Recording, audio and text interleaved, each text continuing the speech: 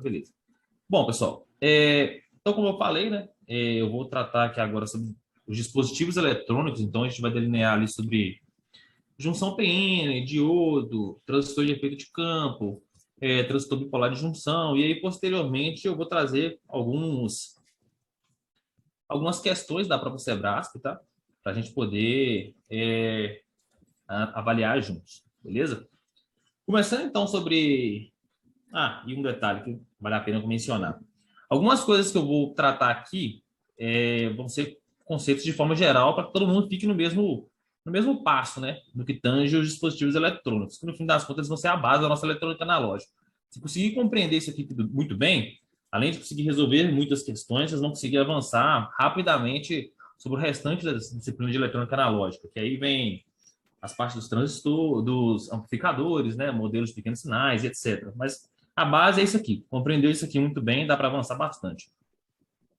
Eu vou passar de forma rápida, tá? Para a gente não perder muito tempo sobre o conteúdo teórico. Vocês também vão receber um material aí para vocês poderem ir consultando, né? Vocês vão receber uma apostila para poder ir avaliando isso daqui, tá?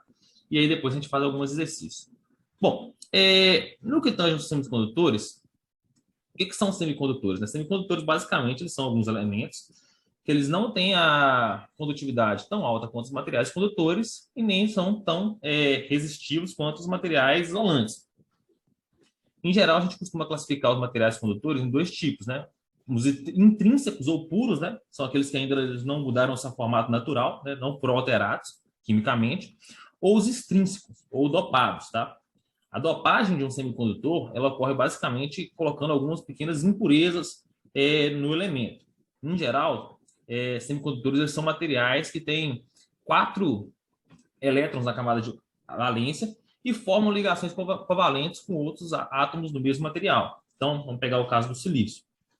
Ele tem 4 elétrons na camada de valência, ele precisa de mais 4 para completar suas ligações. Então, é esse tipo de ligação covalente que ele faz aqui. Ó. Ele faz um cristal bem tranquilo.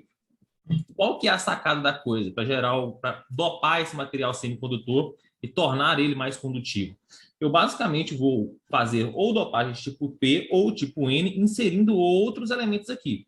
Se eu quiser fazer uma dopagem tipo N, eu vou inserir um elemento que tenha 5 elétrons na camada de valência. Porque o que vai acontecer? No momento que eu inserir um elemento que tem 5 elétrons na camada de valência, como esse daqui, ele vai fazer 4 ligações covalentes e um elétron vai ficar livre. Esse elétron que ficar livre, ele vai aumentar a condutividade do meu material semicondutor. Beleza?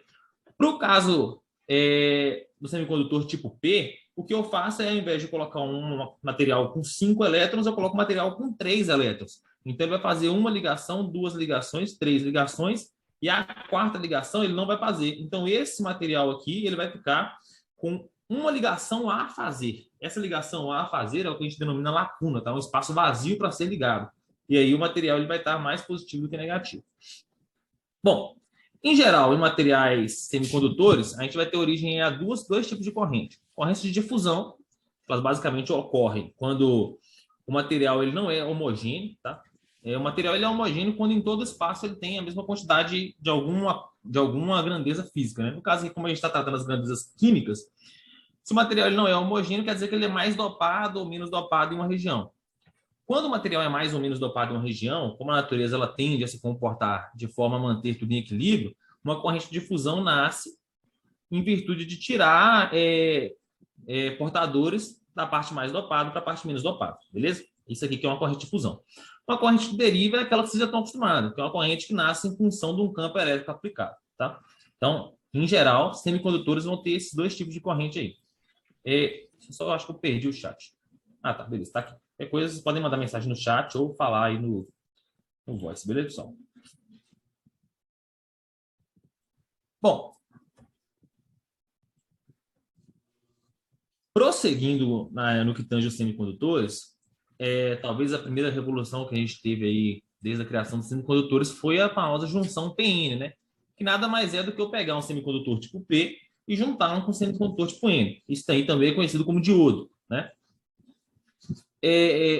Um diodo, quando eu faço uma junção PN, né? Quando eu faço uma junção PN, eu vou ter uma difusão de portadores do tipo N para a camada tipo P e de portadores do tipo P para a camada tipo N. Isso é óbvio, né? Eu tenho muito elemento de tipo N aqui, muita carga negativa. Eu tenho muita carga positiva livre aqui. Elas vão se atrair, força eletrostática. Então, muitos elementos, muitas cargas, muitos portadores majoritários da camada N pulam para a camada P e muitos portadores majoritários da camada P vão para a camada N. Quando eles chegam aqui, eles vão começar a se recombinar, né? Então, as lacunas que estão aqui na camada P, que ela tem lacunas em abundância, elas vão começar a se recombinar, né, com os elétrons que vieram da camada N e vão neutralizar essa região aqui. Essa região neutralizada é o que todo mundo chama de região de depressão, né? Camada de depressão. E essa camada de depressão, ela age como uma barreira de potencial. E aí dificulta a produção de corrente de deriva do anodo para o cátodo, tá? Sendo o anodo, no caso, a região P, né? E o cátodo, a região N. Beleza? Bom, resumo da ópera disso aqui tudo. Todo mundo já deve ter ouvido falar muito, né? A gente vai ter alguns tipos de polarização no nosso diodo, né? Na polarização reversa, no caso ideal, a gente trata ele como um circuito aberto, né? A gente sabe que ainda vai conduzir, né, um pouco de corrente ali, mas no caso ideal ele é um circuito aberto, ele não conduz quando eu polarizar ele reversamente. O que eu quero dizer com polarizar ele reversamente? Seria ligar uma fonte aqui, ó. Eu liguei uma fonte com mais potencial para cá, com menos potencial para cá. Eu coloquei a maior parte do potencial na camada N e a menor parte do potencial na camada P, beleza?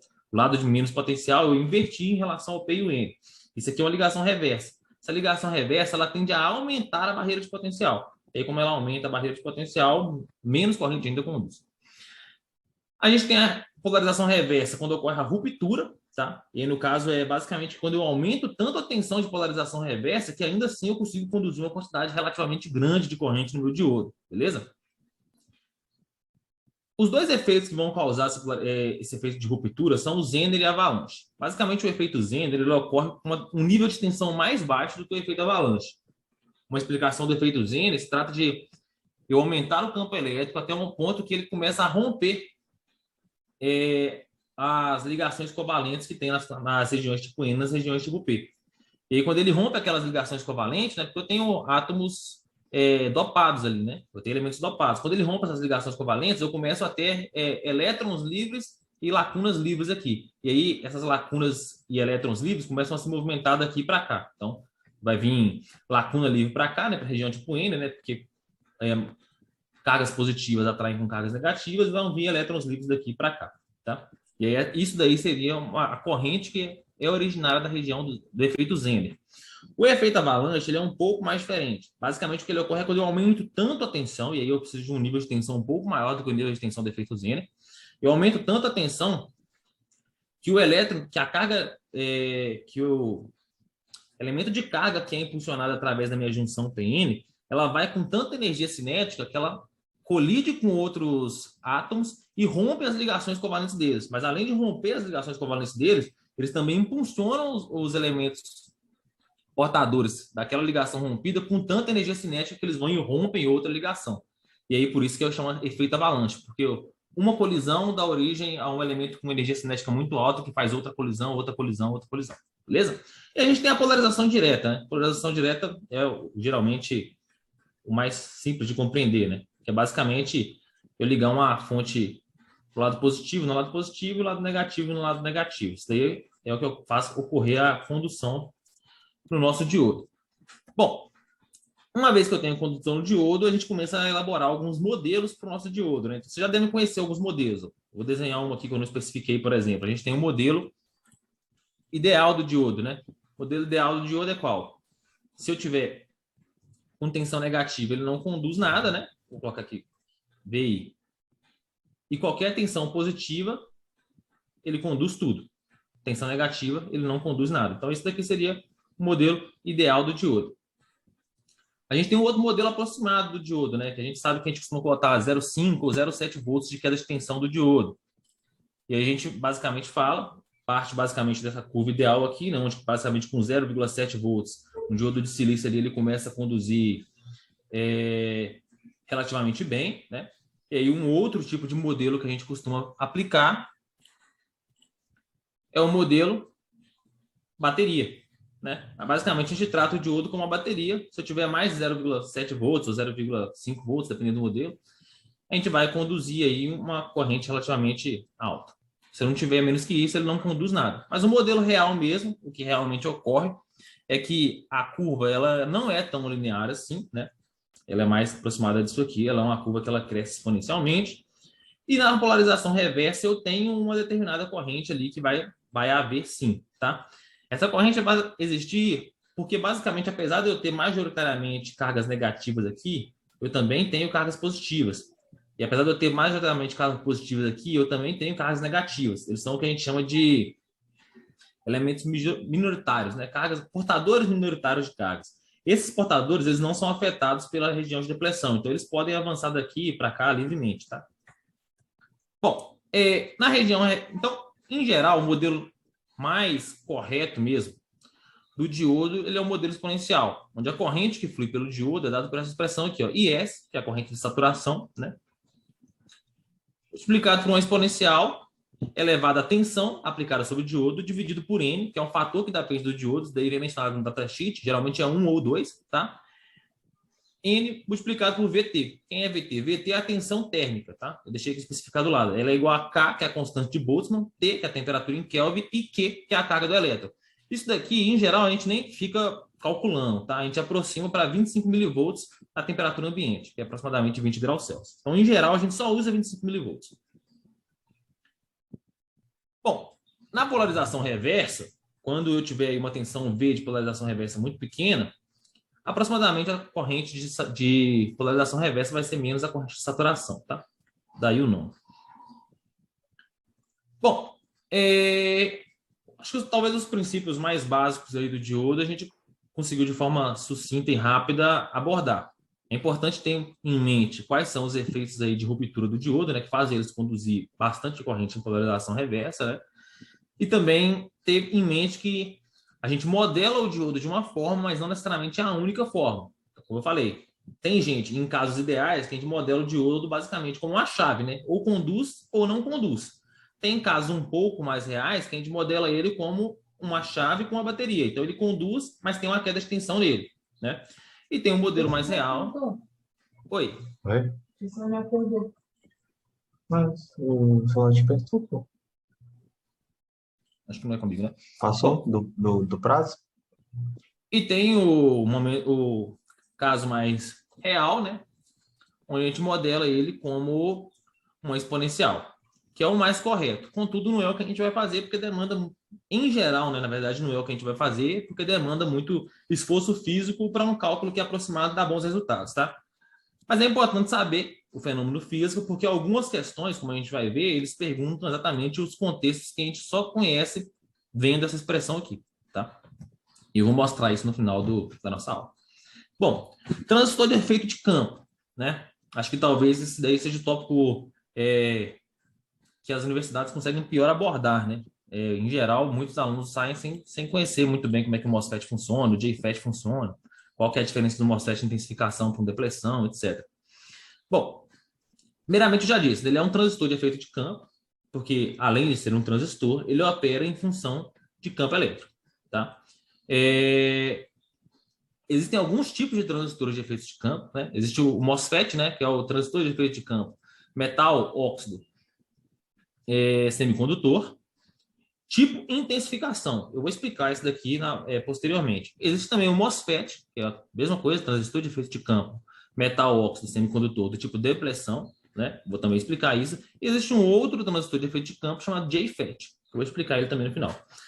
Eu vou começar pelo MOSFET tipo intensificação, que eu acho que conceitualmente, didaticamente, ele é o mais simples de ser digerido inicialmente. E aí, uma vez entendido muito bem como o MOSFET de intensificação funciona, fica simples de explicar o depressão e fica simples de explicar o JFET também. O modo construtivo do MOSFET é basicamente isso daqui. Ó. Isso daqui ele chama MOSFET tipo N, tá? Ou NMOS. Por que ele chama NMOS? Porque basicamente, primeiramente, né, uma coisa que eu esqueci de comentar. O MOSFET, como qualquer transistor, ele tem 3 ou mais pinos. Né? No caso, a gente costuma ter 3. Esse quarto pino aqui, conhecido como corpo ou body, a gente não costuma utilizar muito. Em geral, a gente usa os outros 3 pinos, que são source, S aqui, ou fonte, né? Gate, G, ou porta, e D, drain, ou dreno. Tá? Então, a gente tem esses 3 pinos aqui. Como qualquer transistor, O objetivo do transistor é controlar alguma grandeza, como tensão ou corrente em um dos pinos, e em função desse controle de tensão ou corrente em um dos pinos, a gente obter um controle sobre o fluxo de corrente entre os outros dois pinos. Tá? Então, no caso do BJ, a gente controla a corrente de base, por exemplo, tentando controlar a corrente de coletor. Aqui, a gente vai tentar controlar a corrente de gate para tentar controlar a corrente de dreno. A tensão de gate para controlar a corrente de dreno. Tá? Diferentemente do que vocês veem em TBJ, como eu vou explicar aqui posteriormente, o MOSFET ele não tem corrente no terceiro pino dele, tá? Então lá, o TBJ ele tem corrente na base, o MOSFET ele não tem corrente de gate. Por que ele não tem corrente de gate? Como o nome já diz, ele é um metal óxido semicondutor. Então, se vocês verem aqui, ó, eu tenho um metal, que é onde está ligado o meu gate, eu tenho um óxido de silício aqui, né? Dióxido de silício, na verdade, que é um elemento isolante, né? E aqui eu tenho um semicondutor, que é um material P, tem duas junções PN aqui, ó. P para cá, PN para cá e PN para cá, tá? Então, por isso, metal, óxido, semicondutor. Daí o nome. Como que funciona o MOSFET, basicamente? Ele é construído dessa forma aqui. Eu tenho uma grande região aqui, um grande substrato. Vou explicar o NMOS, tá, pessoal? Porque aí o PMOS é basicamente inverter todos os conceitos. Mas, entendendo o conceito fisicamente do NMOS, entender o conceito do PMOS é simples, tá? O NMOS, como que ele é feito? Ele tem um substrato grande, tipo P. Então, tudo isso daqui, essa partinha azul, ela nada mais é do que um semicondutor tipo P, tá? E eu tenho no meu dreno e na minha fonte, né, no meu source e no meu drain, eu tenho substratos tipo N, tá? Por isso que ele é NMOS. Qual que é o conceito físico? Vamos começar entendendo como que funciona o MOSFET, primeiramente aterrando todos os outros pinos, exceto o gate. Então, o meu pino de source ele está aterrado, tá? O meu pino de body ele vai sempre estar aterrado aqui para a gente não vai usar esse pino. E o meu pino de drain, que é o dreno, ele também vai estar aterrado. Então, eu não tenho potencial nenhum aqui, nem cá. Se eu colocar potencial aqui, ó, tensão, que eu vou especificar ela aqui como, em geral, a gente escreve VGS, que é a diferença de tensão entre o gate e o source. Se eu colocar uma tensão positiva no gate, o que vai acontecer? Eu vou começar a ter cargas positivas aqui, né? Essas cargas positivas aqui, elas vão dar origem a um campo elétrico que vai atrair as cargas negativas, os portadores minoritários da região tipo P. Então, eu tenho uma região tipo P aqui muito grande, ela é majoritariamente composta de lacunas, mas ela tem elétrons também, né? E esse campo elétrico aqui vai começar a atrair portadores minoritários tipo N para cá. Quando ele começar a atrair portadores minoritários tipo N para cá, ele vai dar origem ao que a gente chama de canal induzido, tá?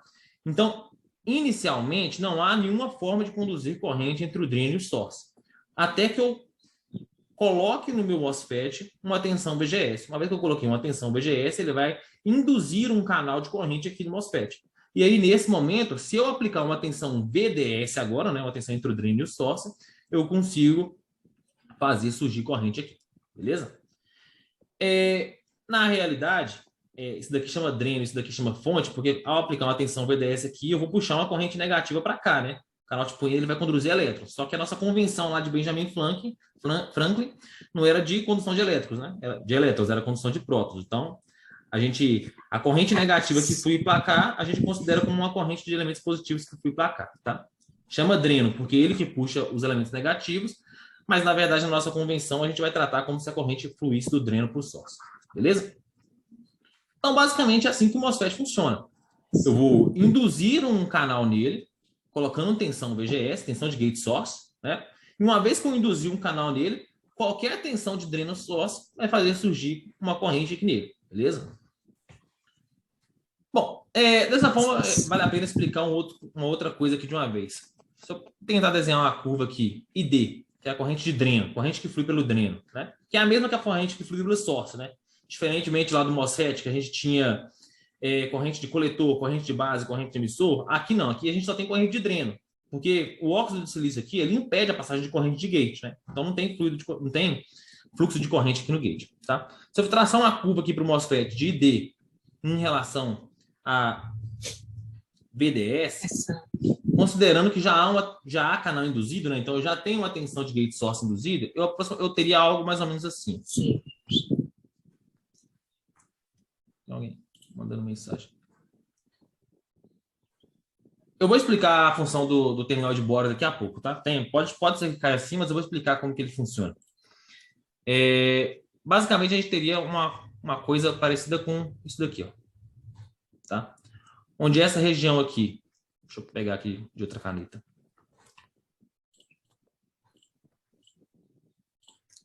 Onde essa região aqui, daqui para cá, é conhecida como região de triodo, tá? E essa região aqui é conhecida como região de saturação.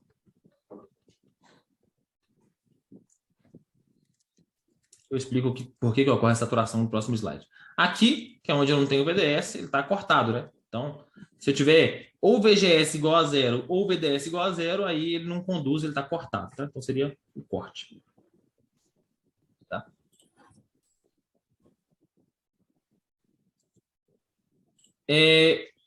Beleza. Eu vou explicar posteriormente o MOSFET tipo duplexão, MOSFET e o JFET, tá? Esse MOSFET que eu estou explicando para vocês agora, ele é o MOSFET tipo intensificação, beleza? Bom, então prosseguindo, por que vale a pena perguntar agora, né? Por que o nosso NMOS, que o nosso MOSFET, ele satura, né? Porque basicamente o que eu mostrei para vocês nessa curva aqui é que mesmo depois de um certo limiar, mesmo aumentando a tensão VDS, eu não tenho um grande aumento de corrente de dreno, né? Então ele saturou ali, ele não consegue passar mais do que uma certa quantidade de corrente, né? Depois de um certo nível, eu não tenho mais uma relação entre ganho de tensão VDS e ganho de corrente D. Por que ele satura? Primeiramente, algumas informações importantes. Não é qualquer tensão VGS que induz canal aqui no nosso MOSFET, tá? Existe uma tensão limiar, que é chamada VT, VTzinho, tá? Não é VTzão. VTzão é tensão térmica, tá? VTzinho é tensão limiar do MOSFET.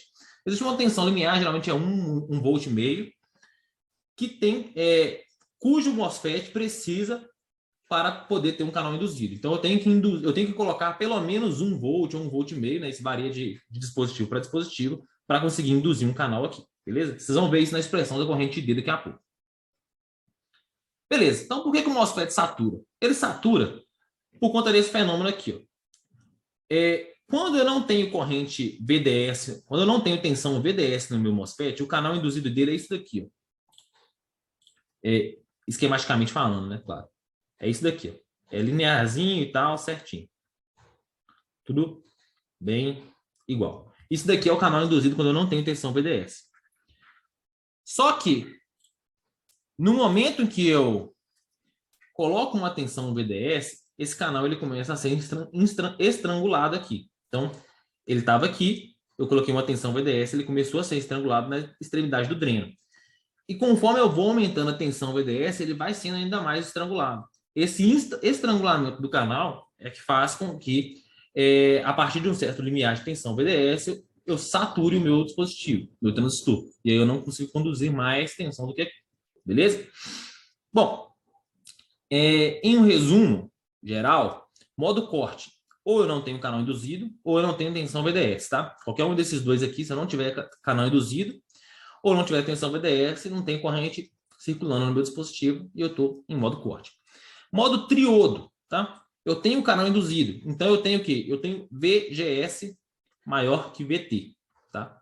Eu tenho tensão de gate source maior que a tensão limiar do meu dispositivo.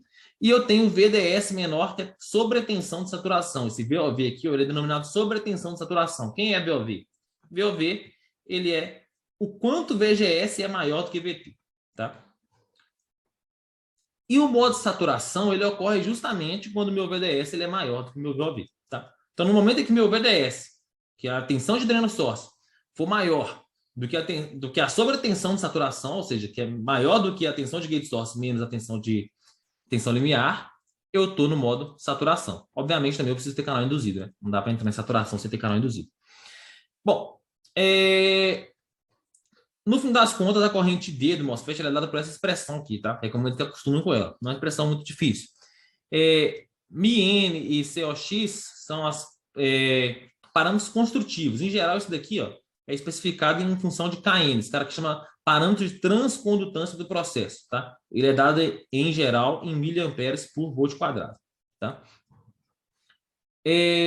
Ômega sobre L, a largura e o comprimento do nosso dispositivo, tá? VGS é a tensão de gate source, VT é a tensão limiar, VDS é a tensão de dreno source, menos 1,5 de VDS. Então, se vocês lembrarem daquela expressão, daquela curva que eu mostrei anteriormente, que era basicamente assim, ó, né? Era mais ou menos assim, na curva VDS por ID, né? Que é a curva que relaciona a corrente de dreno com a tensão VDS. Isso eu já estou considerando que eu tenho canal induzido, né? Tem uma região aqui, ó, principalmente para VDS muito pequeno, em que, como o VDS é muito pequeno, VDS ao quadrado é menor ainda. Dividido por 2 é muito menor ainda. Então, esse cara é basicamente desconsiderado das nossas equações. E a gente tem uma relação linear entre VDS e ID, tá? Então, isso daqui é o que ocorre, é a relação do MOSFET para pequenas tensões de dreno source, tá? Esse cara aqui, ó, ele vai agir basicamente como uma condutância, né? Um G, que é igual a 1 sobre R, né? E no caso, esse cara aqui todo é 1 sobre R, né? Se ele tivesse aqui dividido, a gente teria basicamente a relação de resistência, né? Bom, ok. Uma outra, última coisa que vale a pena comentar, né? No caso em que eu estou... Isso aqui é a expressão mais utilizada para a região de triodo, né? Na região de saturação, eu vou assumir que a corrente de saturação é dada por VDS igual a VOV, né? Se VDS é igual a VOV, que é igual a VGS menos VT, eu vou ter aqui VGS menos VT vezes VGS menos VT, ou seja, VGS menos VT ao quadrado, né? Menos meio de VGS menos VT ao quadrado.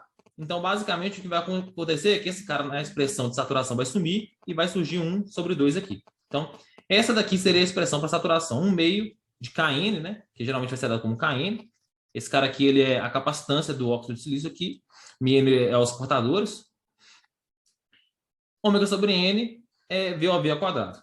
Tá? Em geral, a expressão aí, que é VGS menos VT é VOV, né? VDS também vai ser dado como VOV, então vai ficar VOV ao quadrado. Essa é a expressão do nosso MOSFET em saturação, beleza? Em triodo, é essa daqui, que é a mais comum. Só ver as mensagens.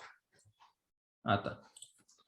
Bom, eu deixei aqui em cima também alguns desenhos de como que a gente costuma especificar os MOSFETs, tá? Então, aqui a gente tem o NMOS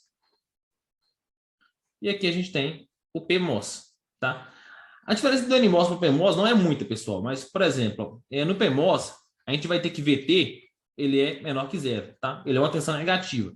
VGS, eu vou precisar também ser negativo, porque se eu quero polarizar um canal aqui, induzir um canal positivo, eu preciso ter tensão negativa aqui. Então, eu tenho, na verdade, VGS menor que zero ou VSG maior que zero, beleza? Então, são essas coisinhas aí que vão mudando para o PMOS, mas nada demais. Se vocês entenderem o sentido físico aqui do MOSFET, como que ele funciona, vocês vão conseguir analisar o PMOS com tranquilidade, tá? Bom, o NMOS, ele em geral, ele é especificado assim, dessa forma, né?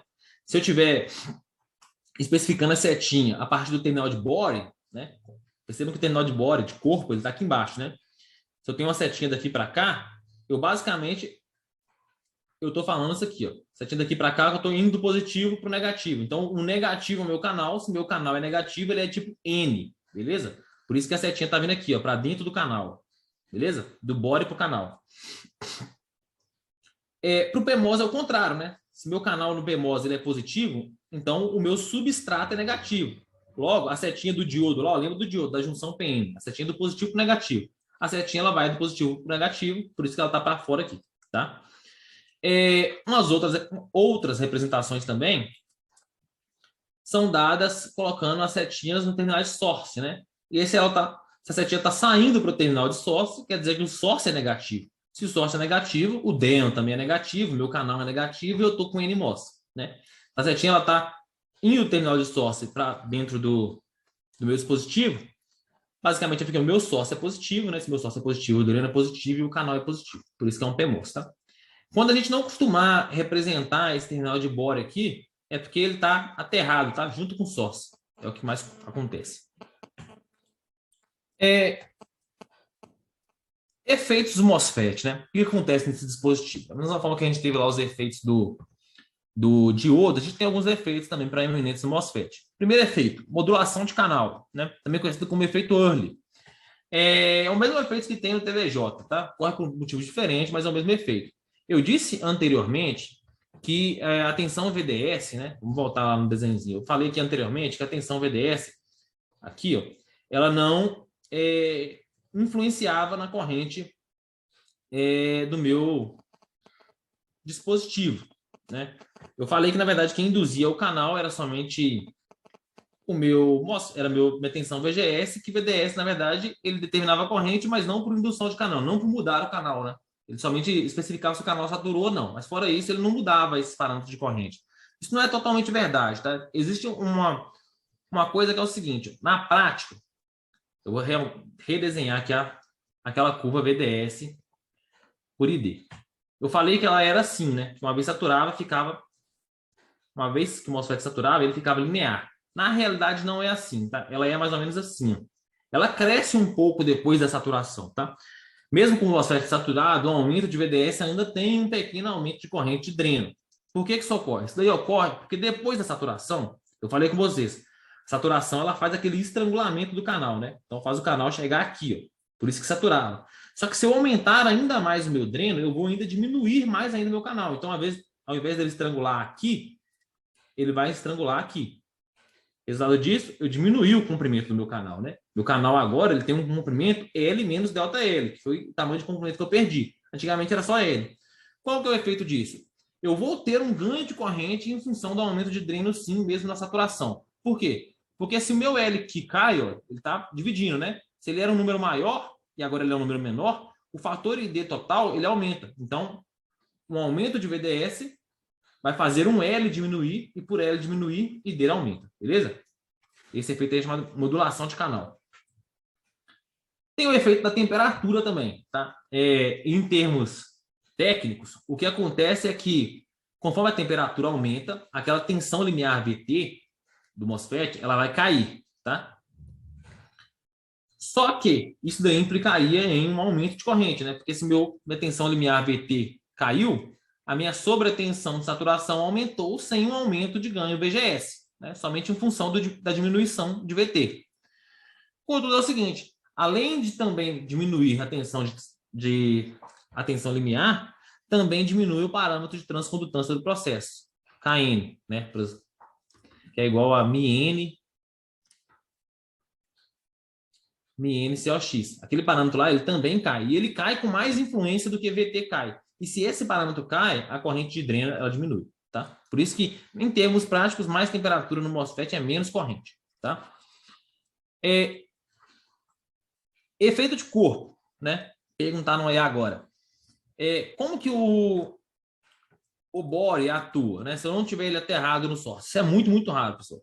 Em geral, ele está aterrado no source. Mas se ele não tiver aterrado no source, em resumos práticos, o que é possível fazer variando a tensão de bore source, né? Que vai surgir, né? Eu vou ter uma tensão agora BBS, vai ser eu poder modular essa tensão de limiar aqui. Então, a partir da variação da tensão de bore, eu consigo variar a tensão limiar e, consequentemente, eu consigo controlar a corrente D, tá?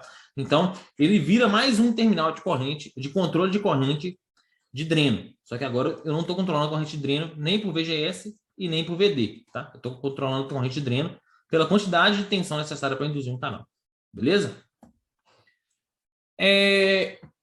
Avalanche. Esse daí é o mesmo efeito que eu já expliquei anteriormente pro diodo, tá? Ele também ocorre no MOSFET. Se aumentar demais a tensão, ele pode começar a colidir, enfim, causar aquela avalanche. E, por fim, perfuração MOS, também conhecido como punch-through. Esse efeito aqui, basicamente, ele ocorre quando eu tenho no meu MOSFET, ó, duas regiões PN, né? Duas junções PN. Então, uma junção PN daqui para cá e uma junção PN daqui para cá. Obviamente, isso daqui tem uma região de depleção, né? Quando a região de depleção ela aumenta o suficiente para uma região de depleção tocar a outra, aí eu tenho uma vazão de corrente por portadores minoritários, tá? Esse daí é o punch-through. Bom, com isso eu acho que a gente finaliza aí os efeitos precedentes no MOSFET. E eu vou explicar agora o MOSFET tipo depleção, né? O MOSFET de intensificação é basicamente esse. Não vai ter mudança dos efeitos para o tipo de depleção, que vai mudar são alguns conceitos. Eu vou explicar também o JFET, como que ele funciona. Basicamente, qual que é a diferença do MOSFET tipo depleção para o MOSFET tipo intensificação? A diferença é que, diferentemente do MOSFET de intensificação, em que ou eu tenho canal induzido ou eu não tenho canal nenhum, no MOSFET tipo depleção eu tenho um pequeno canal físico implantado no dispositivo, tá? Então, há um canal lá que não que não foi induzido, é um canal lá que foi fisicamente produzido, beleza? Esse canal permite condução de corrente, mesmo que eu não tenha sobretensão de saturação, beleza? Mesmo que eu não tenha VGS menos VT lá, ó, maior que zero, tá? Mesmo eu não tendo isso, eu consigo conduzir uma corrente de dreno. Essa é a diferença do MOSFET tipo de depressão. Além dele ter esse procedimento de depressão, né, eu consigo também depletar o canal. Como que eu depleto o canal? Se eu precisava de tensão VGS positiva para atrair mais portadores minoritários, basta eu jogar tensão VGS negativa para depletar o canal e fazer parar de conduzir corrente. Então, olha para você, ó, em VGS igual a zero, ele conduz. Se eu fizer VGS suficientemente menor que zero, ele corta.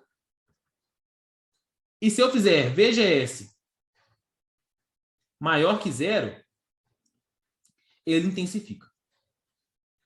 Tá? Então, eu consigo também induzir outro canal nele, aumentar o canal que já tem lá. Beleza? Por intensificação. Vou escrever tudo, intensificação. Então, basicamente, a diferença do MOSFET tipo depressão do MOSFET tipo intensificação é isso. Em depressão, eu já tenho um certo canal induzido nele. O JFET ele é um elemento um pouco diferente, tá? A forma construtiva dele, eu deixei a seção transversal do dispositivo aí na tela, em transparência. Tá aqui, ó. Você percebe que ele já tem todo um canal de condução.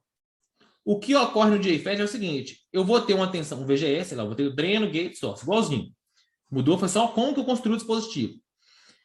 O gate, eu vou colocar regiões tipo P nele, e eu vou aumentar a tensão de gate source para diminuir o canal. Então, o JFET, qual que é a grande sacada dele? Ele tem condução máxima para VGS igual a zero. Tá? Então, quando eu não tenho nenhuma tensão de gate source, ele tem máxima corrente de dreno.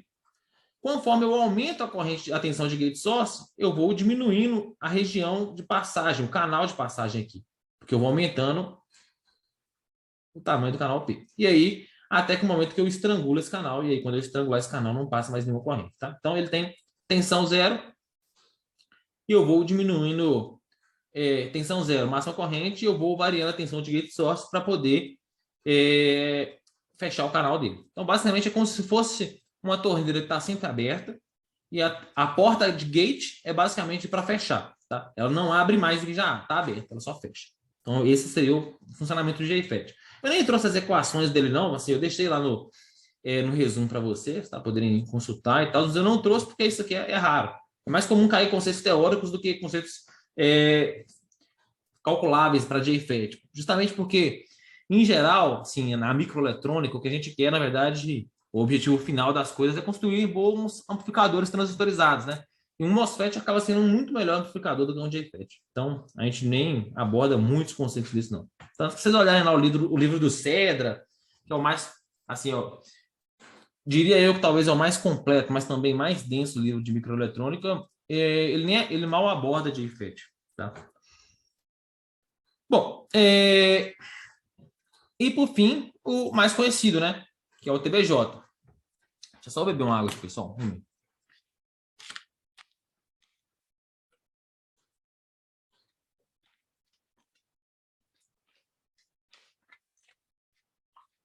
Por fim, o mais conhecido que é o TBJ, né? Talvez ele é o que é melhor abordado nas faculdades. A gente costuma ter. Boa tarde. Tem resumo de eletrônica sim, Kleber. É que eu faço os resumos e leva um tempo o pessoal do design editar, entendeu? Mas pode ficar tranquilo que não vai demorar para ser liberado, não. Já está pronto, só falta liberar, tá? Eu deixei, inclusive, 2 resumos. Eu deixei um de dispositivos eletrônicos, que ele trata dessa base aqui que a gente está conversando hoje, e eu deixei outro resumo que é de eletrônica analógica, tá? O resumo de eletrônica analógica, aí ele vai direto no ponto lá, ó. Ele vai pegar os modelos de pequenos sinais, amplificadores transistorizados, etc, tá? O Boletar não é interessante? É um bom livro, eu gosto, assim, ele é mais didático, diria eu, mas eu acho o Cedra mais completo, tá? Mas também é mais denso, então, assim, primeiramente, primeira coisa que eu falo para vocês, eu não me ateria a ler os livros, tá? Nesse momento agora, nesse estágio agora, pré-prova, não. Se você fosse fazer, por exemplo, um concurso que você tem 1 ano para estudar, aí vale muito a pena ler os livros, você tem tempo. Agora a gente tem poucos dias. Eu já li os livros. Então, eu já fiz esse trabalho para vocês. O que eu coloquei no resumo lá, o que está lá no resumo, é o que vocês precisam saber, tá? Então, eu já fui direto no ponto, eu já expliquei o que acontece, eu resumi conceitos fazem mais sentido ser resumidos. Então tá lá, o que eu estou abordando aqui hoje também tá lá, tá de forma mais mastigada, tá mais tranquilo e mais rápido, já vai direto no ponto. Eu recomendo fortemente lerem os resumos. Vão ler os resumos e vai fazer exercício, porque no fim das contas a prova é exercício.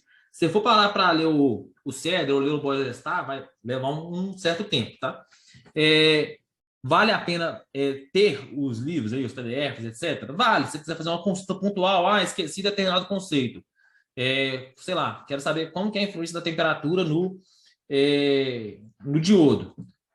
Então eu vou ler o livro. Aí você vai ler tipo um parágrafo. E aí você entendeu e tchau. Não fica se atendo demais ao livro, não, porque o livro é longo porque ele precisa ser didático, né? O intuito do livro, em geral, é pegar um cara que não sabe nada de engenharia eletrônica, né? Por caso nosso aqui de engenharia eletrônica, e deixar o cara num bom estágio conceitual da coisa, né? Mas não é o caso de vocês. Todo mundo já viu alguma coisa na faculdade, tem os resumos prontos, etc. Recomendo nisso. Já tem outras aulas de eletrônicos marcadas? Ainda não, mas a gente vai ter provavelmente mais uma na semana que vem, uma na outra, a gente vai fazendo assim, tá? Inclusive de outras disciplinas, no caso, vamos pegar sinais, sistemas e controle, etc, tá? Eu estou, em geral, tentando pegar as disciplinas que são mais densas e precisam trazer mais conceitos. Inclusive, eu estou tentando também não conflitar com o pessoal de engenharia elétrica. Vou dar um exemplo. O Rodolfo é um cara muito bom. Ele deu uma aula lá na semana passada, sobre máquinas, né? Máquinas de indução, etc. Eu não vou dar uma aula de máquinas de indução, ele já deu. Então, vocês podem também assistir as aulas dele. Ele vai dar, se não me engano, amanhã, uma aula de circuitos elétricos. Então, eu não vou dar aula de circuitos elétricos, porque é uma matéria igual. Vocês podem fazer a aula dele, é um cara muito bom, entendeu? Da mesma forma que ele também não vai dar aula de engenharia eletrônica, ele não vai dar aula de eletrônica analógica. A gente convidou os alunos de engenharia elétrica para vir para cá, beleza? Então, a ideia é que vocês aproveitem tanto as minhas aulas, mais voltadas para o assunto de eletrônica do nosso edital, quanto as aulas do Rodolfo, mais voltadas para circuitos elétricos e máquinas elétricas, tá? Que também está no nosso edital. Beleza. E também vamos ter a aula do bloco 3, tá, pessoal? Da parte de redes, etc, tá? A gente está só fechando com um professor, porque, assim, eu sou professor de engenharia eletrônica, mas aquele bloco 3 lá, vocês podem ter visto lá que não tem muita coisa de engenharia eletrônica, né? Mais coisa de computação. Então, a gente fechou com um cara que conhece muito mais disso do que eu, né? E eu vou estar aqui junto com ele nas aulas, mas nas aulas quem vai ministrar mesmo é ele, beleza? Bom, TBJ. A gente tem aí diversos modos, né, de polarização do TBJ de funcionamento. A gente tem um modo corte, né? Basicamente o TBJ, fisicamente, ele não é construído assim, tá, pessoal? Isso é um esquemático, tá? Recomendo talvez vocês verem depois como é que um TBJ é construído. Ele é construído mais assim, as regiões, tá? Então tem tipo base, coletor, emissor. Em geral ele é construído assim, ele não é construído dessa forma aqui, tá? Mas tudo bem. Essa forma aqui ela é bem didática. Então, eu vou explicar aqui o TBJ, em geral, eu vou pegar o caso NPN, né? Que eu tenho emissor N, base P, coletor N. E eu não vou pegar o caso PNP, que eu tenho emissor P, base N, coletor P. Vou pegar o NPN, que é o mais comum de didaticamente explicar, mas da mesma forma que foi para o MOSFET, aqui também depois é só fazer a analogia para entender como que funciona no outro modo. Bom, para o caso NPN, eu vou ter um terminal chamado emissor. Ele vai ser basicamente um semicondutor dopado tipo N. Eu vou ter um terminal de base, que ele vai ser um semicondutor dopado tipo P. E eu vou ter um terminal de coletor, que ele vai ser um semicondutor dopado tipo N, tá? Essas junções aqui, ó, vocês repararem bem, isso daqui são junções PN, né? São diodos. Essas junções PN aqui, elas precisam ser polarizadas para que o transistor opere do modo que nos interessa. Então, ele vai ter, em geral, 4 modos. Esse ativo reverso aqui, eu deixei especificado, mas tá mais para consulta. Tá? Se cair numa prova, existe modo ativo reverso? Existe. É basicamente o ativo, só que no contrário, né? Só que esse modo aqui, eu mesmo não me recordo de um exercício que use, também não me recordo nem dos livros abordarem com muito afinco. Em geral, os modos que nos interessam é corte, né? Que é basicamente polarizar os dois terminais reversamente. Então, eu vou tentar desenhar aqui. A cada tipo de modo, eu vou fazer uma analogia diferente que é mais didática, tá? Para o modo corte, talvez a mais didática seria encarar esse dispositivo NPN como 2 diodos. Então, se eu tenho 2 diodos, e se eu polarizo os dois reversamente, eu estou polarizando aqui reversamente, né? Eu estou polarizando aqui reversamente. Então, eu tenho mais aqui, menos aqui, mais aqui. Se eu fiz isso, eu não conduzo nem para um lado nem para o outro. Por isso que ele não conduz. O dispositivo está cortado, tá? Acho que talvez seja a forma mais simples de explicar. Eu tenho um modo ativo. No modo ativo, o que ocorre? Eu vou polarizar a junção jab, né? Junção emissor base, diretamente, tá? Então, no caso, ó, tem uma tensão aqui, ó, mais positiva na base do que no emissor. E eu vou polarizar a minha junção JCB, que é a junção coletor base, reversamente. Então, é outra tensão positiva aqui. Terminal mais positivo está no coletor. Beleza? O que vai acontecer? Se esse cara aqui está polarizado diretamente, eu vou começar a ter... Vou deixar aqui no próximo slide. Eu vou começar a ter uma infusão de elétrons da parte N para a parte P, porque esse cara está polarizado diretamente. Quando chegarem esses elétrons da parte N para a parte P, aqui eles são portadores minoritários. Como eles são portadores minoritários, eles vão começar a recombinar com o material tipo P. Os elétrons que não forem recombinados, eles vão serem coletados pela minha junção N, porque aqui eu tenho uma tensão muito positiva, justamente porque eu polarizei ele reversamente. Então aqui a tensão está muito positiva.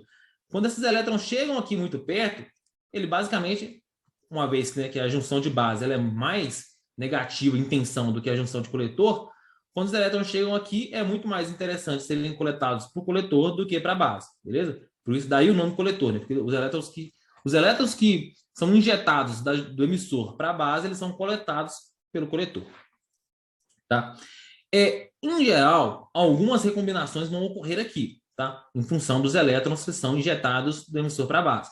Essas recombinações não são interessantes para a gente, porque, como eu falei para vocês, quando eles recombinam, eu vou neutralizando os elementos. E para tornar novamente o material mais cargas majoritárias, eu preciso injetar corrente nele, né? Então, quanto mais recombinações eu tiver, mais corrente de base ele vai sugar. Mais corrente de base o TBJ vai puxar. E eu não quero corrente de base, não é isso que me interessa. Me interessa controlar a corrente de base para controlar a corrente de coletor, né? Para mim, tanto faz se a corrente de base é muito ou pouca. Por mim, que ela seja o menor possível, né? Como que a gente resolve esse problema, então? Em geral, esse cara aqui, ó, os elétrons, eles são muito mais dopados na junção tipo N do emissor do que a base, do que a junção P da base, tá? A gente deixa uma base fracamente dopada e um emissor fortemente dopado. Consequentemente, eu tenho poucas recombinações aqui. Se eu tenho poucas recombinações, mais caras são coletados e menos corrente de base eu preciso para compensar as recombinações. Beleza? Em geral, é isso que ocorre. O fluxo de elétrons seria esse. Só que, para mim não, para Benjamin Franklin não existia fluxo de elétrons, né? Porque existia fluxo de cargas positivas. Então, a gente basicamente inverte o conceito e fala que está, em vez de sair corrente da base aqui, negativa, né, corrente de elétrons, está entrando fluxo de corrente de elétrons, e está também de prótons, e está entrando fluxo de corrente de prótons pelo coletor, e todas elas saem pelo emissor. Tá? E tem o modo de saturação, né? O modo de saturação, basicamente, o que ocorre é que eu vou polarizar esse cara aqui também diretamente. Então, eu não teria mais uma junção PN reversa polarizada aqui. Como eu não tenho uma junção PN reversa polarizada aqui, além dos elétrons poderem sair daqui e virem para cá, eles também podem sair daqui e virem para cá. Talvez seja a forma mais simples de explicar. E é por isso que na hora que o nosso TBJ está saturado, eu tenho um grande aumento de corrente de base para pouco corrente de coletor. E aí vocês devem se lembrar que, em geral, lá nos cursos de eletrônica, a gente falava de um beta forçado, né? Eu saturava o transistor e forçava nele um HFE, forçava nele um ganho de corrente, né? Basicamente, esse ganho de corrente era muito menor do que o ganho de corrente comum do dispositivo em modo ativo, mas justamente porque, uma vez que eu não tenho mais uma polarização reversa aqui, o fluxo de portadores pode ocorrer tanto daqui para cá quanto daqui para cá, tá? Bom, no modo ativo, a corrente coletora é dada por beta, né, que é o ganho de corrente B, ou alfa, IE, ou IS é elevado a VBE sobre VT. VT é a tensão térmica igualmente antes. VBE é a tensão de base emissor, tá? Então, basicamente, a corrente de coletor ela é muito parecida com a corrente de um diodo, né? Se vocês se lembrarem, a única coisa que faltou foi isso aqui, ó. Um Nzinho aqui, né? Ou se eu considerar N igual a 1, nem faltou. E um menos 1 aqui. É muito parecido com a corrente de um diodo, só que eu controlo a corrente de coletor em função da tensão base emissor, tá? É assim que o meu dispositivo funciona. Bom, deixei aqui as especificações, os desenhos, né? De como especifica um transistor tipo NPN, um transistor tipo PNP, né? É sempre fazendo aquela setinha, né, da junção PN, né? Então, se aqui a junção PN está apontada para cá, quer dizer que eu tenho P aqui e N cá. Se eu tenho N no emissor, então eu tenho também N no coletor. Logo, NPN.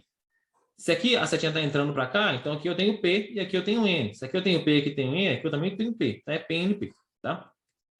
Basicamente é só se orientar pela setinha do diodo aí. Não tem muito erro, não. Bom, efeitos que ocorrem no transistor. Efeito Early, tá? Esse efeito Early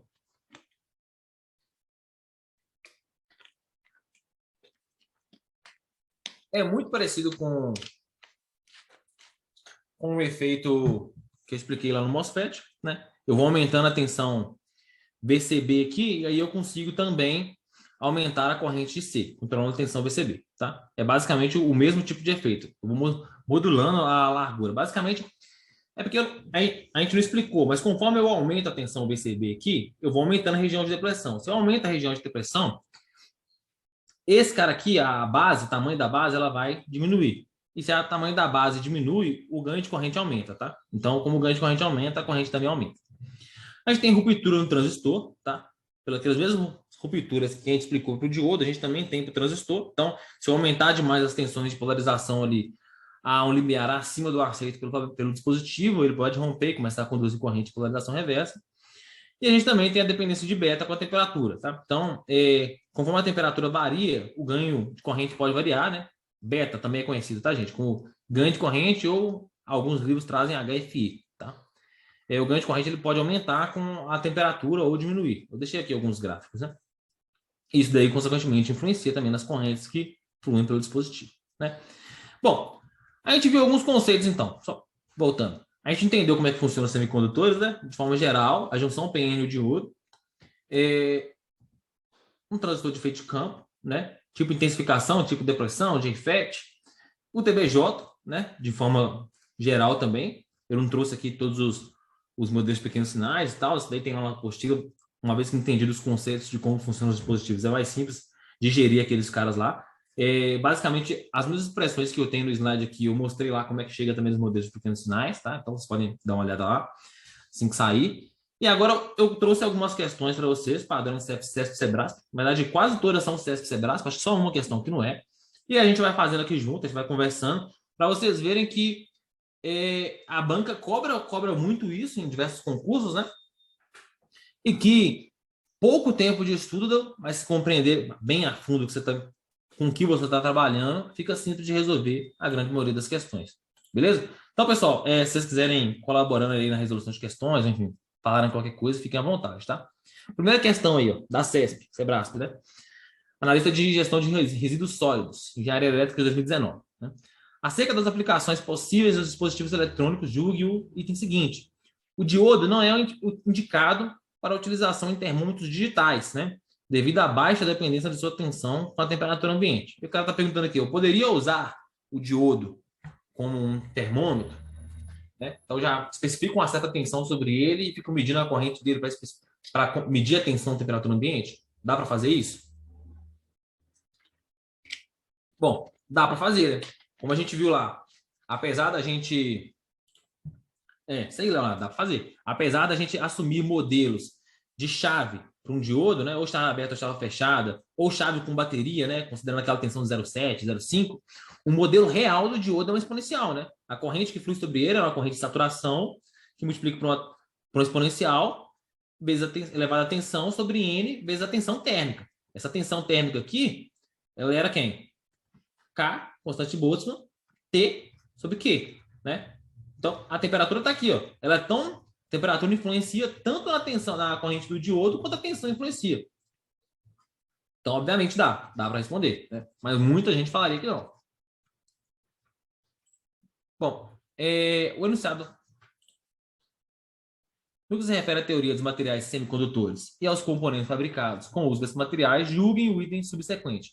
Para que um diodo semicondutor retificador contendo a junção PN esteja em polarização reversa, é necessário que o potencial elétrico do cátodo seja maior que o potencial no anodo, né?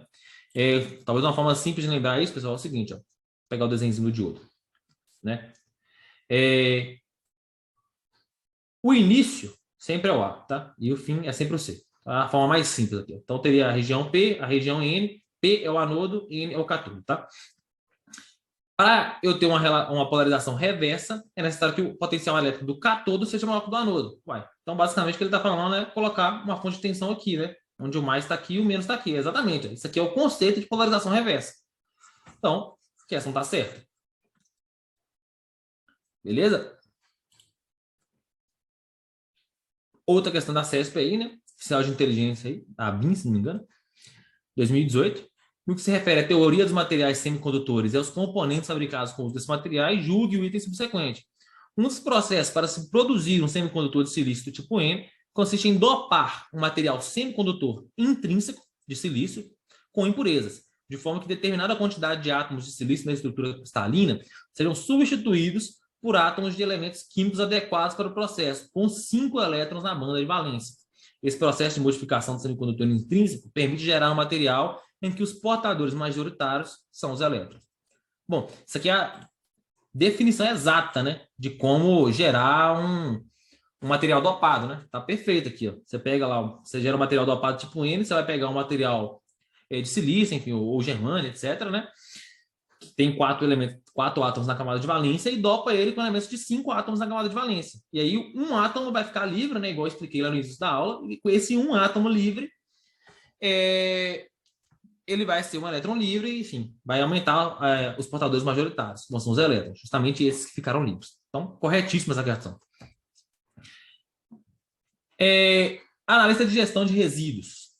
SLUDF, Engenharia Elétrica 2019. Acerca das características elétricas dos elementos dos circuitos elétricos, julgue o item. Um transistor em estado de corte se comporta idealmente com um interruptor fechado.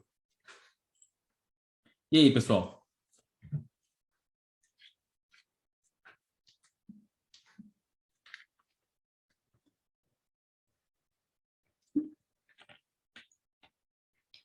Exato, Leonardo. Completamente errado, né? Interruptor interruptor em modo de corte se comporta como uma chave aberta, né? Lembrando, pessoal, chave fechada, condução total. Chave aberta, sem condução. Um transistor em modo de corte é chave aberta, né?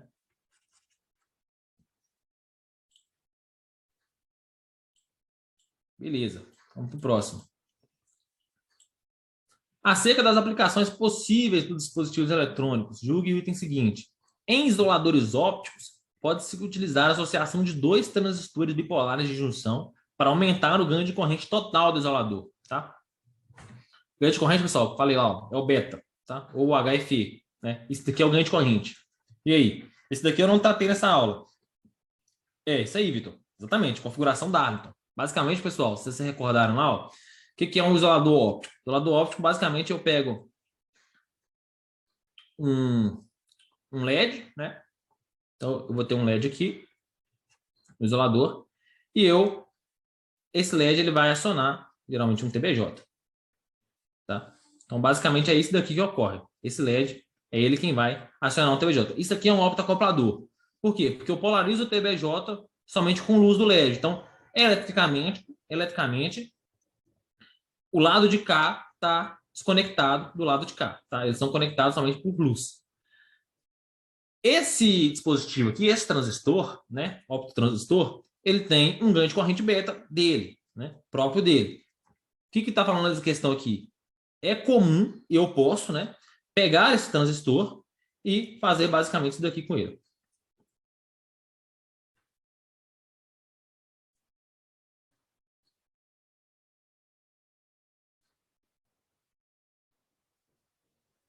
Então, basicamente é a mesma coisa, só que eu botei um transistor, que ele vai ser esse cara que vai ser acionado por luz, e a corrente de emissor desse transistor é que vai acionar a base do outro transistor, tá? Essa configuração aqui ela é denominada configuração Darlington, como o Vitor falou, ela tá perfeito.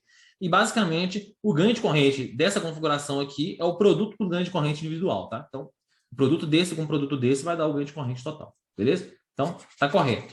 Eu trouxe essa questão, apesar de não ter abordado nela na aula, porque dava para trazer uma informação adicional para vocês aí. Bom, no que se refere à teoria dos materiais semicondutores e aos componentes fabricados com o uso desses materiais, julguem o item subsequente. Mais uma questão Sebrasp aí. Para que os transistores bipolares do tipo NPN operem na região ativa, é necessário que a junção coletor e base seja submetida à polarização reversa e a junção entre a base e o emissor seja a polarização direta. Bom, tinha um slide basicamente disso aí, né? Exatamente, Vitor. Está correto. É isso mesmo. A região ativa é isso daí. Polariza diretamente a JEB, né, a JEB, e polariza reversamente a JCB. Tá? Isso tanto para NPN quanto para PNP. Beleza, tá no jeito. Próxima questão. Oficial técnico de inteligência, área 6. Então, olha, acho que a gente já passou umas 6 questões aqui, né? Algumas dessa prova de oficial técnico de inteligência, etc. Claramente, dá para ver que a Cebrasp gosta. E ainda tinha muitas outras de provas lá, né? Que eu não peguei todas porque a gente também tem um tempo limitado aqui. E eu sei como que a aula também fica massiva. Então, eu limitei a quantidade de questões. Mas, enfim, tem muitas questões que você acha na internet aí, em que a Cebrasp só cobra a teoria de você entender como que funcionam os dispositivos eletrônicos, o MOSFET, o TBJ, o diodo, enfim, né? No que se refere à teoria dos materiais semicondutores e aos componentes fabricados com o uso desses materiais, julguem o item subsequente. Os transistores de uso geral, do tipo NPN, então no caso é um TBJ, né, pessoal? A base, que deve ser fabricada com a maior largura possível, apresenta um grau de dopagem bem mais alto que o do coletor. Característica essa importante por favorecer a minimização de recombinação dos portadores majoritários e minoritários na base. E aí, certo ou errado? Exatamente. Exatamente, errado. A base é estreita e a gente dopa ela muito menos do que a gente dopa o emissor. O intuito é ter uma base fracamente dopada e um emissor fortemente dopado. Perfeito, Vitor. Perfeito. Foi o que eu comentei lá. A gente quer evitar a recombinação e quer garantir que o coletor colete o máximo possível dos elétrons do emissor. Então, a ideia é base estreita e fracamente dopado, tá? Bom, no que se refere à teoria dos materiais semicondutores e aos componentes fabricados com o uso desses materiais, julgue o item subsequente.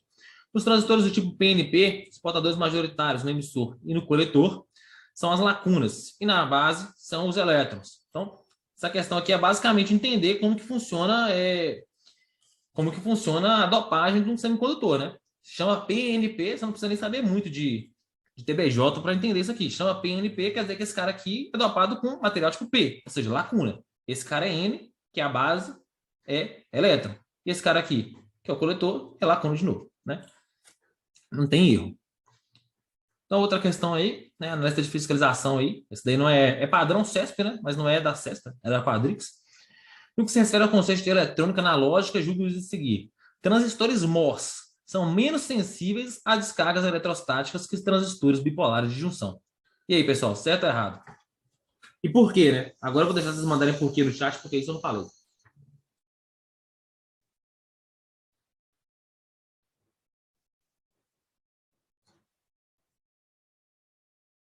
E aí, alguém sabe? Se não souber, também eu explico, né? Não tem nenhum problema, não.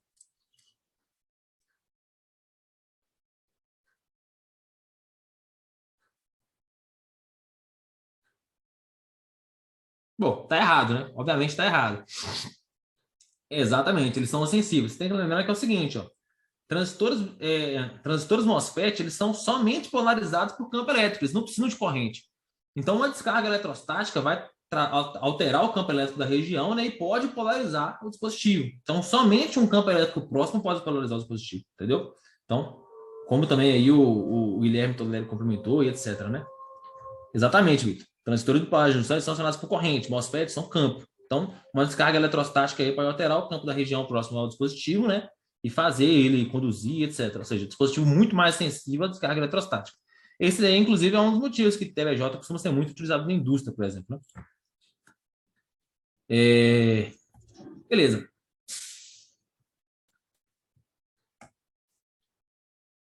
Outra questão da CESP, né, que se refere à teoria de materiais semicondutores e aos componentes fabricados com o uso desses materiais, julguem o item subsequente. O transistor de efeito de campo NMOS, do tipo depressão, o substrato usado para a fabricação é um semicondutor do tipo N, e as regiões da fonte do dreno implementadas são semicondutores tipo P. Errado. Substrato, exatamente. Ele escreveu aqui um PMOS, basicamente o que o elaborador fez aqui, ó, ele pegou onde estava escrito NMOS, aqui era PMOS, tá? Se fosse PMOS, a questão estava correta. PMOS é substrato tipo N e drain fonte, drain source tipo P. Mas NMOS não, NMOS é o contrário. É substrato tipo N, ó, substrato tipo P e semicondutores de drain fonte tipo N, tá? A única diferença do depressão, né, do tipo de depressão, é que eu vou ter um canal induzido tipo N nele. Né? Isso aí realmente um canal, não, um canal produzido tipo N. Ele já vai ter um determinado canal lá, né? Diferentemente do intensificação que não teria. Outra questão aí, né? Tendo como base o circuito apresentado na figura precedente e os conceitos envolvidos com os transistores de efeito de campo FET, julguem o item subsecutivo. O circuito apresentado utiliza a tecnologia CMOS. Eu não expliquei o que é um CMOS, mas eu explico após essa questão. Vou deixar vocês responderem primeiro. Caso alguém saiba, né? Eu também posso complementar logo em seguida e explicar o conceito por trás.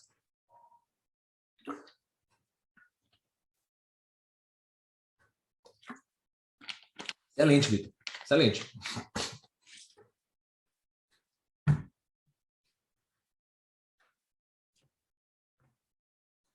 Como o Vitor falou aí, pessoal, o CMOS ele é formado por uma ligação cascode, tá? Que é basicamente eu vou ligar o source de um no drain de outro. Só que para fazer isso daí, o que eu faço? Eu vou pegar um PMOS e um NMOS, tá? Então eu teria. Deixa eu desenhar aqui, né?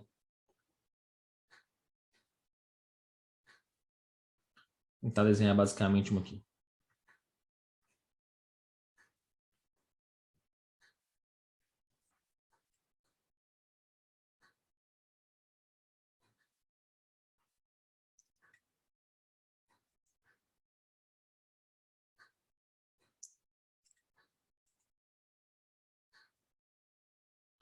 Isso daqui seria um caso de um dispositivo tipo CMOS, tá? De um CMOS, porque eu tenho aqui um PMOS em cima, tá vendo?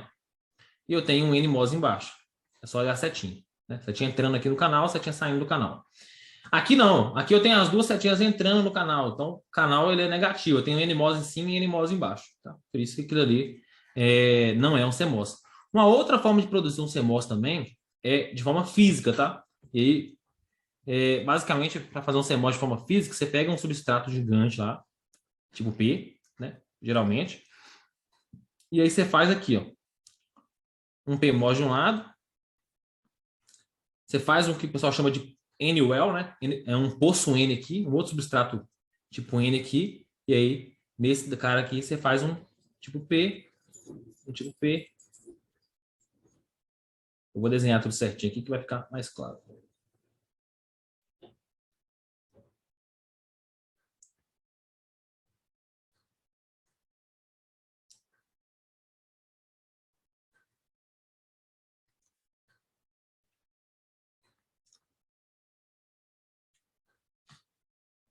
Basicamente, também dá para produzir, tentei desenhar aqui mais ou menos, né?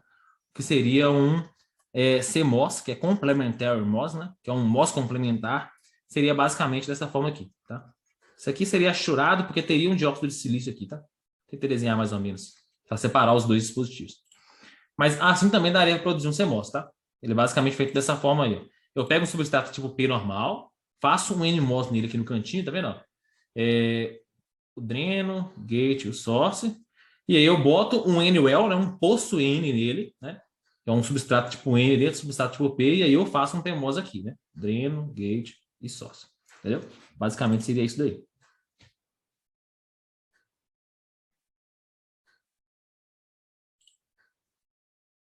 Beleza? Ok. Então, próxima questão. Tendo como base o circuito apresentado, que é o mesmo, né? Vou ler direto a questão. Os transistores utilizados no circuito são do tipo depressão, não sendo necessária a aplicação de uma tensão na porta para que o canal seja formado. E aí, pessoal? Essa questão aqui é polêmica, viu? Essa questão bem polêmica. Correto, já tem um canal formado. Eu concordo. O tipo de depressão ele já tem um canal formado. Foi o que a gente falou. Eu não preciso de tensão na porta, no gate, né?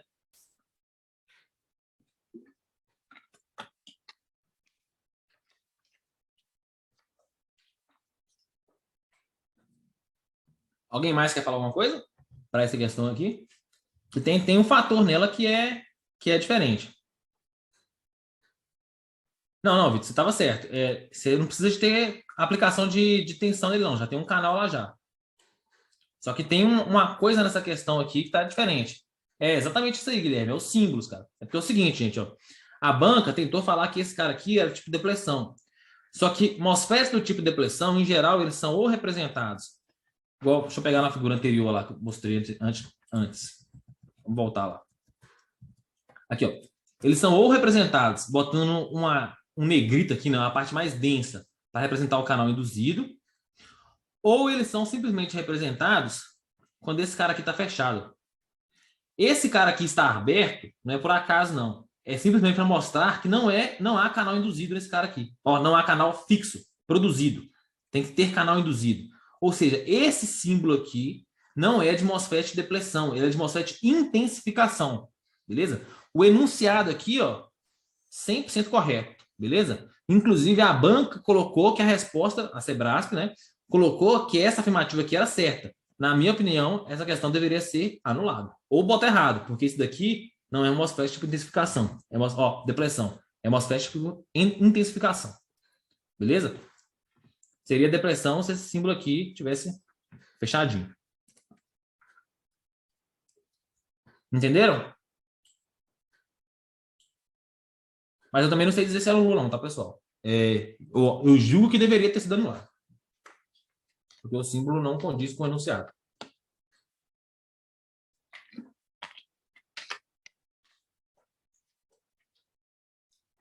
Beleza? Mais uma questão aí da Sebrasp, né? Ao se construir uma junção PN, inclusivemente assim, né? Dando a minha opinião aqui, eu erraria essa questão, tá? Eu marcaria errado por conta desses caras aqui. Eu não sei se a Sebrasp invalidou, mas a questão tá errada. Ao se construir uma junção PN, né? Julgue o item seguinte primeiro, né? Relativo a materiais elétricos e eletrônicos. Ao se construir uma junção PN para a confecção de um diodo, inicialmente ocorre a difusão de portadores majoritários entre os lados da junção, havendo recombinação na área próxima à junção, o que leva ao surgimento de uma região de depressão. E aí? Extremamente correto, né? Foi isso que eu falei no início da aula, inclusive. No início, quando você junta as duas junções, as cargas elas vão se atraírem, né, por força eletrostática mesmo, vão se recombinar, e aí aquela região não vai ter mais portadores. Essa região sem portadores é denominada depressão. Perfeito. Próxima questão aí. Acerca do diodo, próxima e última, tá? Acerca de diodos semicondutores, transistores bipolares e transistores de efeito de campo, julgue o item a seguir. Uma vez que a tensão dos terminais dos diodos depende da temperatura, eles podem ser utilizados para construir termômetro digital. Eu trouxe essa questão, pessoal, vocês já sabem a resposta dela, né? Vocês sabem a resposta dela porque foi a primeira questão que a gente fez. Era exatamente igual, praticamente, né? Só que, em vez de ele falar que pode, na questão lá ele falava que não podia. Essa questão aqui está correta, a primeira lá estava errada. Vou voltar aqui, ó. Aqui, ó. O diodo não é indicado para a utilização em termômetros digitais devido à baixa dependência de sua tensão com a temperatura ambiente. Sebrasp, na lista de gestão de resíduos de área elétrica 2019. Agora eu venho aqui na Sebrasp, prova de 2015, ele faz a mesmo conceito igual aqui. O cara só mudou o não pode por pode. Eles não podem, ele mudou eles podem. E aí a questão que está certa. O que eu quero dizer com isso? Olha aqui, ó. Outra prova, essa daqui, ó. Especialista em gestão de telecomunicações da Telebrás. A outra é gestão de resíduos sólidos, não tem assim. Um de 2015, outro de 2019. A banca não muda muito, tá, pessoal? Em geral, os caras vão cobrando os mesmos conceitos, assim, mudando uma palavra ou outra e tal. Então, vale muito a pena ir pegando, mesmo que não sejam questões de engenharia da Petrobras em si, né? Peguem questão do Sebrasp para estudar também, tá? Se vocês estiverem tendo tempo sobrando, assim, cumprindo as demandas que a gente do Engenharia Marinha passou para vocês e tiverem tempo sobrando, vão fazendo outras questões de outros concursos também, porque não muda muito, tá? O jogo é basicamente o mesmo, beleza? Por fim, pessoal, muito obrigado aí pelo tempo de hoje, né? Obrigado por comparecer. Espero que eu tenha conseguido agregar aí um pouco no conhecimento de vocês. Sabem que vocês podem contar comigo, né? Ficaram meio calados aí, mas, como eu falei, não era para ser uma palestra. A gente está aqui para estudar junto. Eu sei bastante coisa do conteúdo, mas, sem dúvida, tem gente aí que sabe mais que eu em cada coisa. Tem gente que Todo mundo aí sabe mais que eu em alguma coisa e todo mundo sabe menos que eu em alguma coisa. Eu, sem dúvida nenhuma, tenho algo a agregar para vocês e vocês também têm a agregar para mim e para o time como um todo. Então, vamos conversando, podem ir falando sempre que precisarem, né? Se tiverem dúvida, também podem me mandar mensagem, a gente está aí à disposição. Beleza? Show de bola, então, pessoal. Foi mais uma vez um prazer aí. Na semana que vem, a gente volta com mais uma aula de eletrônica, mas amanhã tem aula de elétrica e também a gente está tentando marcar uma aula na parte do bloco 3 lá para essa semana também, tá? Então, a agenda dos senhores está cheia aí. Bom, tem alguma pergunta? Se não tiverem nenhuma pergunta, a gente finaliza a aula aqui e aí a gente se vê no grupo do Telegram.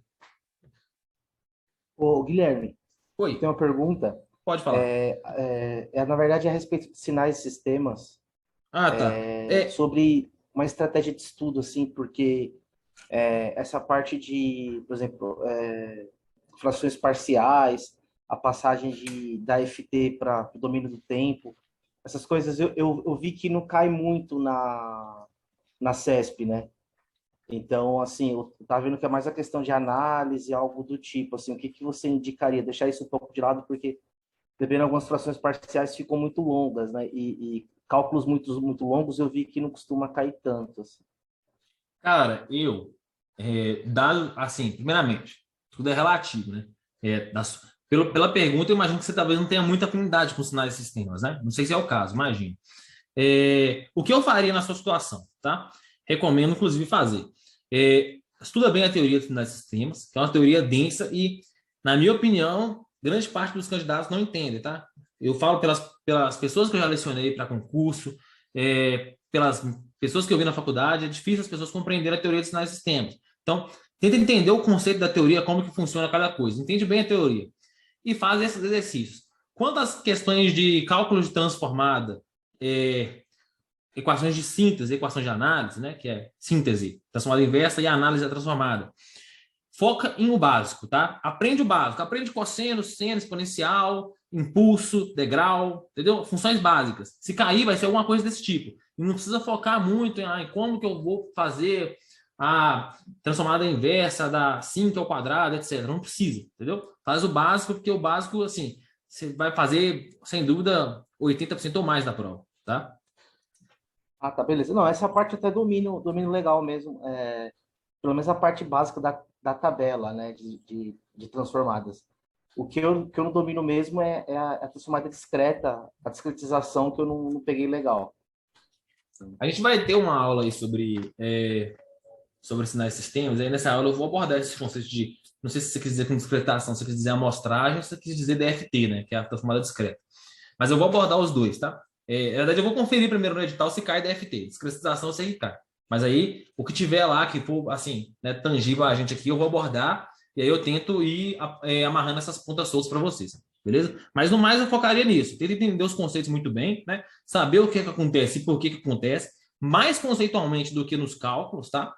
E aí, uma vez que você compreendeu muito bem conceitualmente, entende os cálculos básicos.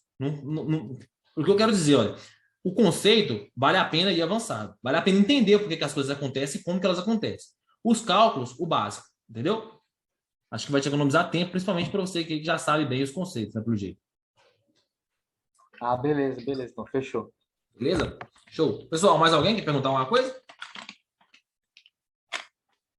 Não? Bom, então a gente finaliza aí a aula de hoje. Se surgir alguma dúvida, alguma pergunta que vocês queiram fazer posteriormente, vocês têm meu número lá, né? Eu estou no grupo, etc. É só mandar mensagem. Foi um prazer, pessoal. Forte abraço e aí até a próxima aula e até no grupo daqui a pouco também. Valeu!